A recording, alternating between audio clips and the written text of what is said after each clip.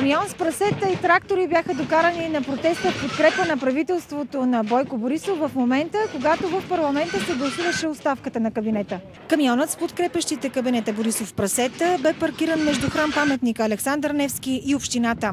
Животните, докарани с цел да изразят протеста на стопаните си срещу оставката на правителството, не бяха пуснати на жълтите павета след молба на министъра на земеделието и храните в оставка Мирослав Найденов да не бъдат извеждани пред парламента, тъй като ще се стресират от шума и обстановката. Принудиха ли ви да дойдете тук на този протест?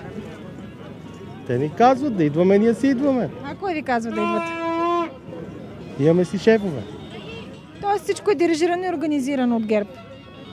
Да. Шефовете казват, ние пристигаме. А платиха ли ви за да дойдете? Не. Как ще ми платят? Аз съм си на работа. Над 25 автобуса с предварително организирани хора от Пловдив, Стара Загора, Монтана, Враца, Бургас, Благоевград и Банско бяха доведени под строй на протеста в подкрепа на правителството в оставка. Между тях цигани, пенсионери и безработни хора. От село Бреница сме дошли за батите Бойко, да остане само той. Платиха ли ви за днешната екскурзия? Кой да ни плаща? Ние не сме измамници да ни взимат само парите. Вие земеделец ли сте? Не съм. А какво работите? По програмите работим, но обаче искаме бате Бойко, защото прави всичко. По какви програми работите?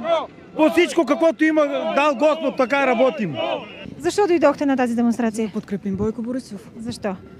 Защото това е. Какво работите вие? Аз ли нищо в момента?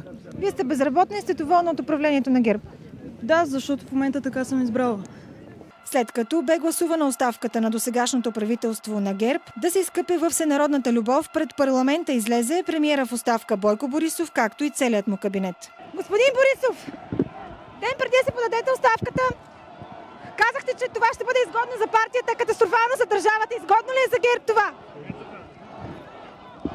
Кажете за атентата на Ахмед Доган срещу вас.